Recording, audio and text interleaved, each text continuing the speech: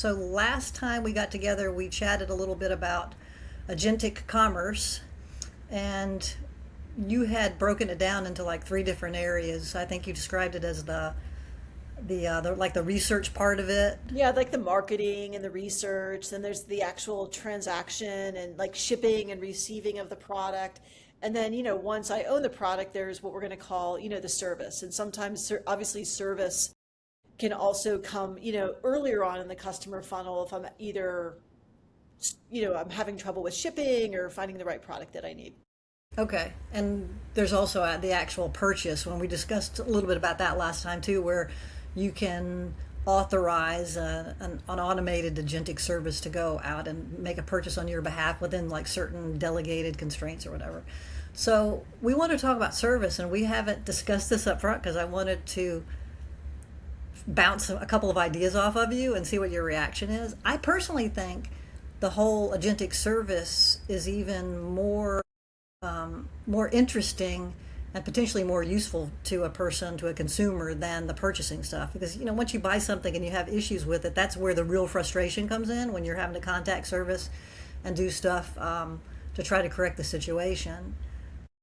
Like as an example, I've been dealing with this laptop that I have that isn't working very well. It takes just a lot of time interacting with the service agents, and then finding out that okay, they're going to send a tech to replace parts and all that kind of stuff. Just a ton of time. So here's two different possibilities. Under And actually, I think under that the they umbrella could, of agentic service. Okay. yes, under the umbrella of agentic service, and these are both futuristic ideas. And I Okay. wonder whether you think any of these two will come to pass. So the first one is where a consumer builds their own, let's say, global service assistant.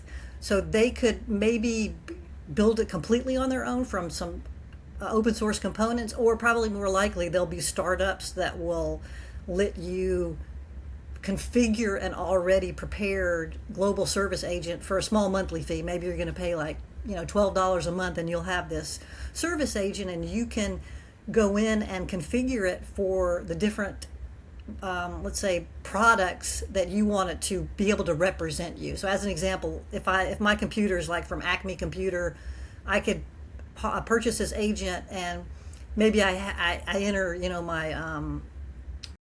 my microwave warranty in there, but I also enter my Acme Computer information, like the serial number and all the different stuff, like when I bought it, how much it cost, what the current warranty stuff is. And then if anything goes wrong with it, I just talk to that agent, and it will on my behalf do what it needs to do with that brand, with the Acme Computer. And then let me really quickly throw out the second one.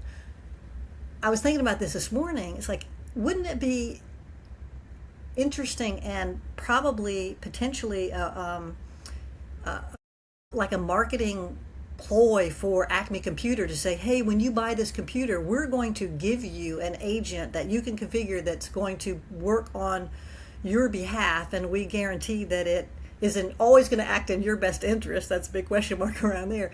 But it would already know my information, my serial number, my warranty, blah, blah, blah. And then if I have a problem, I can talk to it, and it will do everything it needs to do with Acme Computer to resolve the issue. And the nice thing about it as the brand providing me with that service agent is that it's kind of like already authenticated. So when that agent goes to interact with the Acme service bot or even human, it can kind of look at, maybe there's a token or a certificate or something that it knows this is, hey, this is authorized by Acme Computer as Amy's personal service agent, and we're going to interact with that. Whereas if I have that other one from like the startup, there's like more of an authentication thing that has to happen. So anyway, what do you think about those?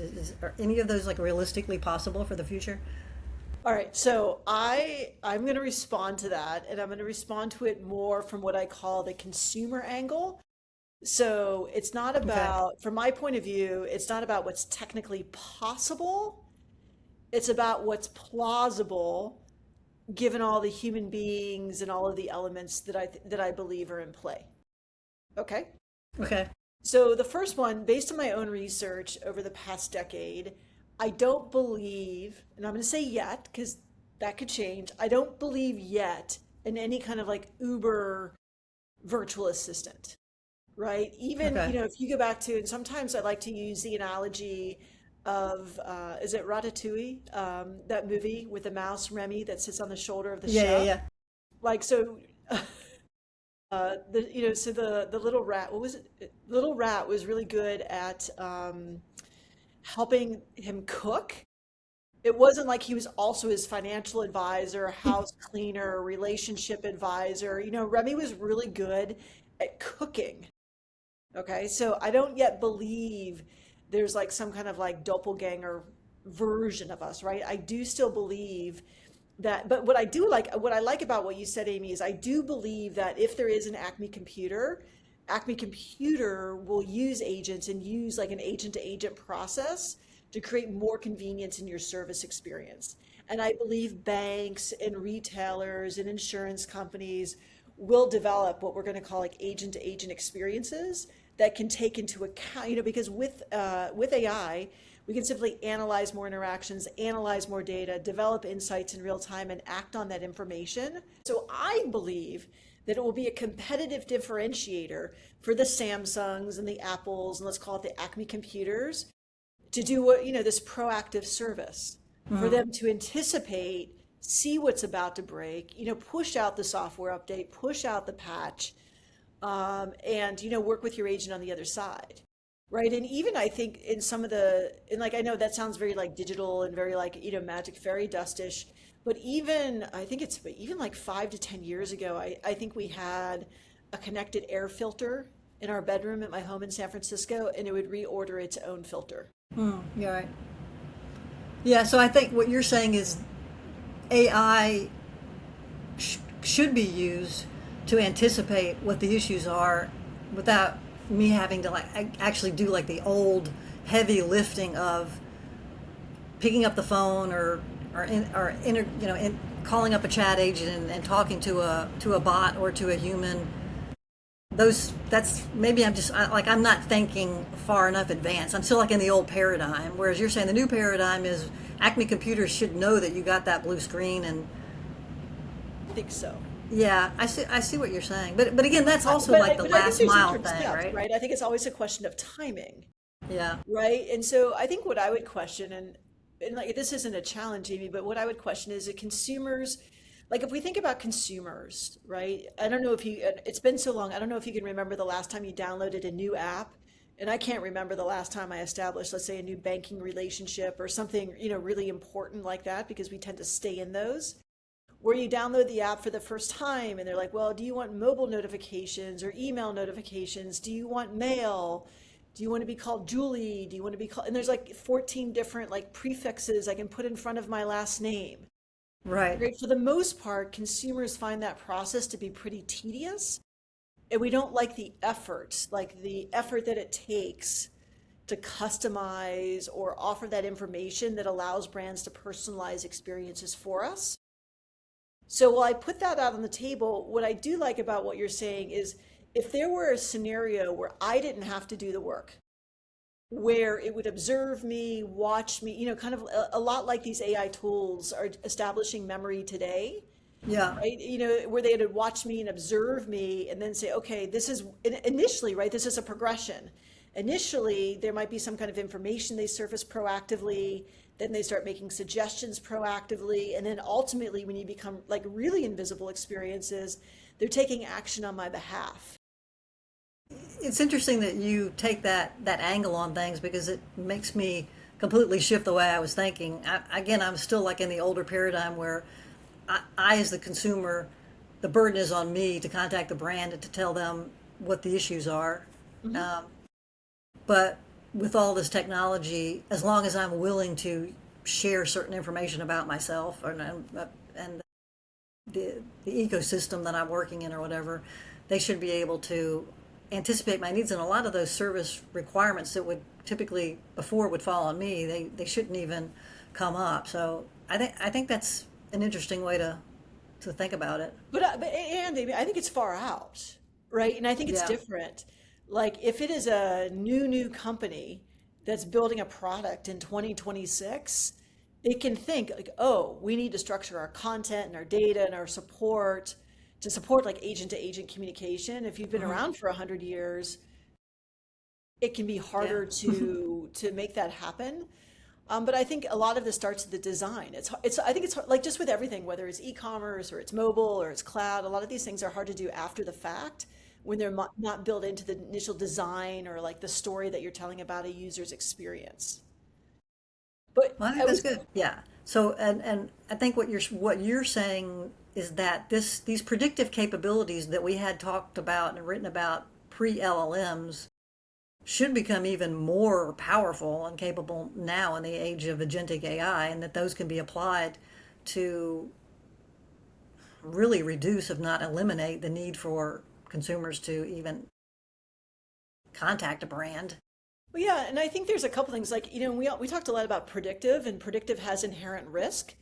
I think what we're also seeing now is just more of an ability to analyze vast amounts of data and what, is like near real time. Yeah. I was doing an interview, I think maybe just on Monday this week with an executive, and we were talking about, data lakes and the time, what is real time today and what's the time lag. And he gave me the example of about 12 seconds between, when something's happening and when the data can be available. And Wow. that's what we're going to call that pretty real time, especially with consumers. Mhm. The only thing, and this may be something we want to talk about next time, I'm just concerned that people will feel like they're losing agency if they no longer have their own service concerns. Like if they don't control them anymore, like A hundred cars. percent. I think that's Yeah. absolutely the case. And then if I had, like, let's just say there's some brand that's constantly looking out to make sure my experience is perfect, and if anytime some little thing, there's a little hiccup in it, they send out some alert to make sure that I'm okay. It's at some point would start to get annoying. I mean, just let me deal with it. I'll tell you if something's not working. Right. I think that's part of the learning process is like, what's the threshold to engage? Yeah. So, but I think, Amy, even if you take this kind of like broader like experience, you just dial it down to, let's say, the grammar in an email, right? And you talk about, right, where we were with Microsoft Clippy, which seems like a Mm. generation ago, versus Gemini or Grammarly or some of the other tools today, right? We're like on this evolutionary path where I don't know, I would just say even 2 years ago, it's like, get off my screen, this is terrible. Yeah. And then I've started using one of the, like, I'll just say I use Gmail, so it's Gemini that's in my Gmail. I'm like, oh, that is a little bit better. But I don't accept it whole, like 100%. Hmm.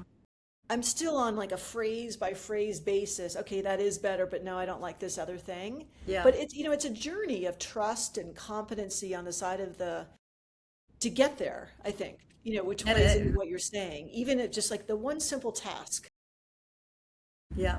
And as you said, the trust is a big thing, and I do think that's where brands can differentiate themselves. If you have enough trust in the brand and it's shown that it has enough integrity, that you would be okay with it handling all your service life without you having to do it on your own. But that does require a certain amount of trust. Well, Yeah, and I think there's some things like if I were a journalist for the New York Times or the Washington Post, I may not want it interfering with my language.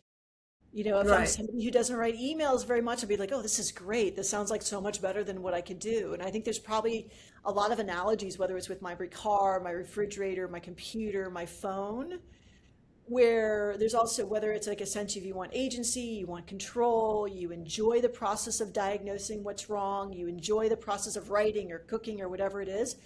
I don't think we're ever going to get to a point where there's a little Remy on our shoulder for like everything that we do day to day, but there may be instances where you're saying, yeah, I could use a little bit extra help where it's cooking or Yeah. fixing my computer.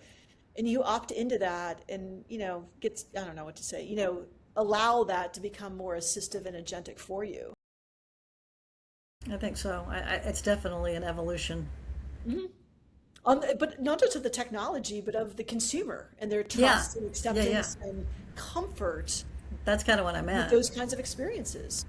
I mean, the types of things that we're using AI for today, we wouldn't have really thought maybe even 2 years ago we'd be doing that, right? But Right. um, all right, well, that's good. Let's talk again next time, and we'll we'll dive into even deeper and murkier waters. On what's the future of service. Okay. Yeah.